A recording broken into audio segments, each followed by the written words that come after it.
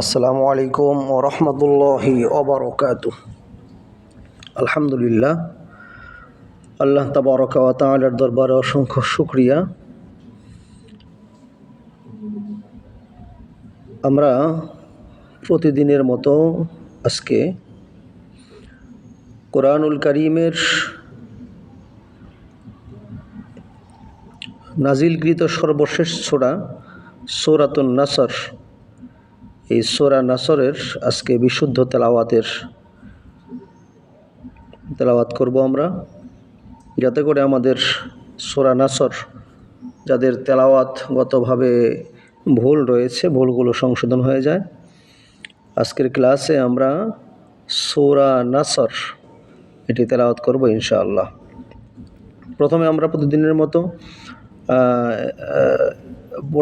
সম্পূর্ণ সূরা তেলাওয়াত করব, এরপরে ভেঙে ভেঙে অক্ষর অক্ষর আমরা এই সূরাটি শিখব ইনশাআল্লাহ। তাহলে সূরা নাসর এটি কোরআনুল কারীমের নাজিলকৃত সর্বশেষ সূরা, 3 আয়াত বিশিষ্ট এই সূরাটি। আমরা ধারাবাহিকভাবে ক্লাসগুলো চালিয়ে যাব। প্রতিদিন আমরা দুইটি করে ক্লাস আমরা করব, এবং আমাদের ভিডিও পাবেন 2টা থেকে 3টা পর্যন্ত, এর ভিতরে একটা, আর 7টা থেকে 8টার ভিতরে, বা 8টা থেকে 8:30টার ভিতরে আরেকটি ক্লাসের ভিডিও আমরা দেওয়ার জন্য চেষ্টা করব। তাহলে প্রথমে আমরা সূরা নাসরের তেলাওয়াত করব, বিশুদ্ধ তেলাওয়াত করব, এরপরে আমরা সূরা ভেঙে ভেঙে পড়ব। এবং নতুন যারা আছেন তারা আমাদের চ্যানেলটি সাবস্ক্রাইব করে দিবেন এবং লাইক কমেন্ট শেয়ার করে দিবেন পুরাতন নতুন যারা আছেন, যাতে করে আপনার এই লাইক কমেন্ট শেয়ারের মাধ্যমে আরও কিছু ভাই বোন তারা দেখতে পারে, দেখার সুযোগ হয়। এতে আশা করি আপনাদের ইনশাআল্লাহ আল্লাহ পাক সওয়াব দান করবেন। তাহলে আমরা শুরু করছি। আমরা আউযু বিল্লাহি মিনাশ শাইতানির রাজীম, বিসমিল্লাহির রহমানির রহিম। ইযা জাআ নাসরুল্লাহি ওয়াল ফাতহ ورأيت الناس يدخلون في دين الله أفواجا فسبح بحمد ربك واستغفره إنه كان توابا। এখন আমরা এই সূরাটি ভেঙে ভেঙে পড়ব। বিসমিল্লাহির রহমানির রহিম। ইযা জাআ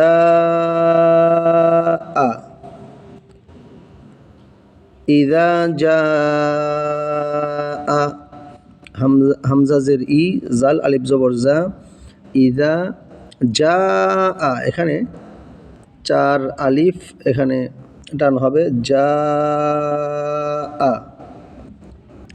জিমের ওপর মোটা একটি চিহ্ন আছে, এই জন্য এখানে 4 আলিফ টান হবে, এটাকে 4 আলিফ টানের চিহ্ন বলা হয়।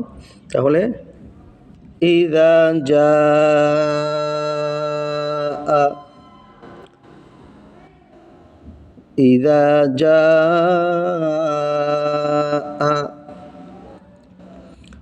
নাসরুল্লাহি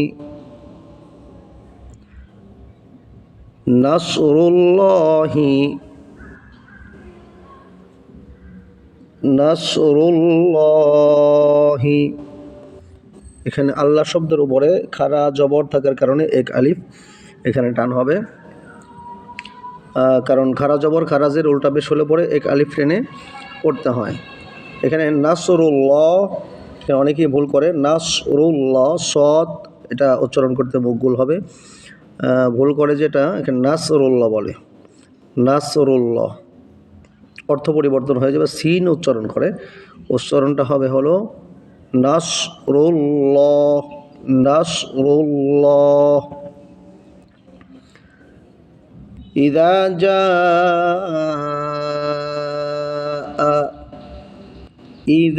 জাআ নাসরুল্লাহি ওয়াল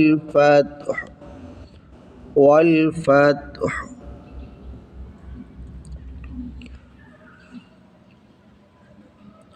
ওয়াল ফাত, হা এখানে সাকিন হওয়ার কারণে ফাত, তাও এখানে তাটিও সাকিন হয়েছে এবং হার ভিতরে অক্ফ হওয়ার কারণে হাটিও সাকিন হবে।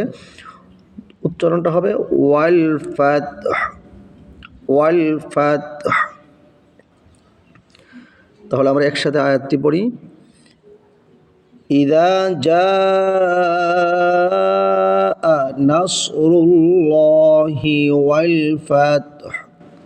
এখানে আরেকটি ভুল করে অনেকেই, যেটা ইযা জাআ, এই যে এখানে ইযা জাআ হামজা যে আছে, এই হামজাটি অনেকেই নাসরুল্লাহ এর সাথে মিলায়া পড়ে, এরকম পড়ে ইযা জাআ নাসরুল্লাহ। তাহলে ইযা জাআ শব্দ হবে, নাসরুল্লাহ আরেক শব্দ। তাহলে একটি শব্দের আরেকটি অক্ষর অন্য শব্দের সাথে মিলানো হয়ে যায়, এটা একটা ভুল। তাহলে যথাযথ উচ্চারণ হবে জাআ নাসরুল্লাহ, নাসরুল্লাহ। ওয়ারাআইতান নাসা, ওয়ারাআইতান নাসা।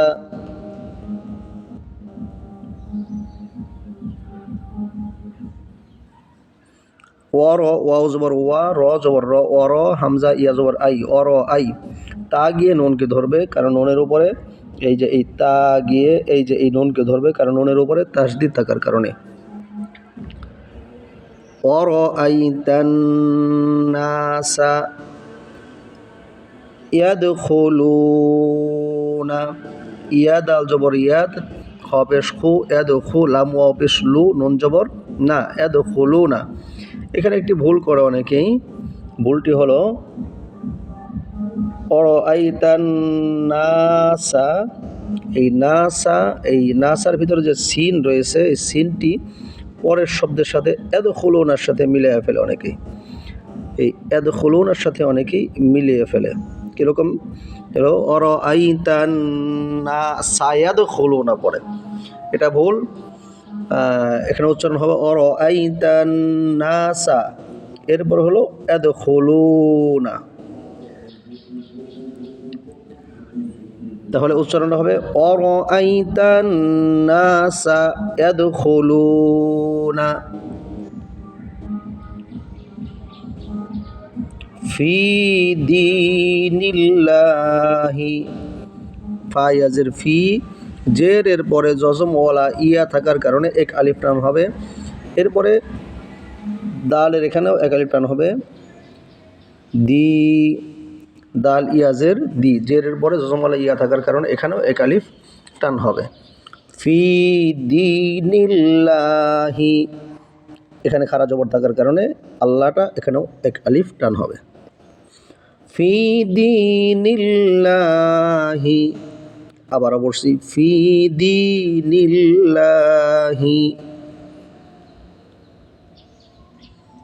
আফওয়াজা, আফওয়াজা, হামজা ফা জবর আফ, ওয়াও আলিফ জবর ওয়া, আফওয়া জিম আলিফ দুই জবর জান ছিল। দুই জবরের ভিতরে যদি অক্ফ হয় তাহলে এক জবর বাদ গিয়ে এক জবর থাকে এবং এক আলিফ টেনে পড়তে হয়। তাহলে আফওয়াজা, আমার সাথে পড়েন আফওয়াজা। ফাসাব্বিহ, ফাসাব্বিহ, ফাসাব্বিহ বিহামদি, ফাসাব্বিহ বিহামদি। ফা জবর ফা, সিন বা জবর সাব, ফাসাব বা হাজের বিহ, ফাসাব্বিহ বিহামদি, ফাসাব্বিহ বিহামদি। আমার সাথে পড়েন ফাসাব্বিহ বিহামদি রব্বিকা, রব্বিকা ওয়াস্তাগফিরহু। র বা জবর রব, বাজের বি, রব্বি, কাব জবর কা, রব্বিকা ওয়াস্তাগফিরহু। ইন্নাহু কানা তাওয়াবা। হামজা নুনজের ইন, নুন জবর না, ইন্না হা উল্টা বেশ হু। এখানে হামজা নুনজের ইন হরকতের বামে নুনে অথবা মিমে যদি তাসদিদ হয় তাহলে এক আলিফ টেনে পড়তে হয়। এখানে নুনের উপরে তাসদিদ থাকার কারণে এক আলিফ এখানে গুন্না হবে। আর হা উল্টা বেশ হু, খারা জবর খারাজের উল্টা বেশ হলে এক আলিফ টেনে পড়তে হয়। তাহলে ইন্নাহু কানা, কাফ আলিফ জবর কা, নুন জবর না, জবরের পরে খালি আলিফ, নুন জবর না, কানা, কাফ টান হবে। ইন্নাহু কানা তাওয়াবা, তাও ওয়াও জবর তাও, ওয়াও আলিফ জবর ওয়া, তাওয়া, জবরের পরে খালি আলিফ যদি হয় এক আলিফ টান হবে। আর বার ভিতরে যেহেতু অক্ফ হয়েছে, তাওয়া বান ছিল, এখানে পড়তে হবে তাওয়া বা, কারণ দুই জবরের ভিতরে যদি অক্ফ হয় এক জবর বাদ গিয়ে এক জবর পড়তে হয়। তাহলে তাওয়া বান ছিল, এখানে যেহেতু অক্ফ হওয়ার কারণে তাওয়া বা। ইন্নাহু কানা তাওয়াবা, ইন্নাহু কানা তাওয়াবা। তাহলে আসুন আমরা এখন পুরা সূরাটি আমরা তেলাওয়াত করি। বিসমিল্লাহির রহমানির রহিম।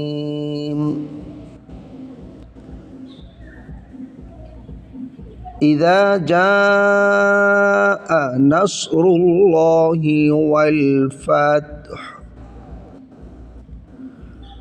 ورأيت الناس يدخلون في دين الله أفواجا فسبح بحمد ربك واستغفره ইন্নাহু কানা তাওয়াবা। সাদাকাল্লাহুল আযীম।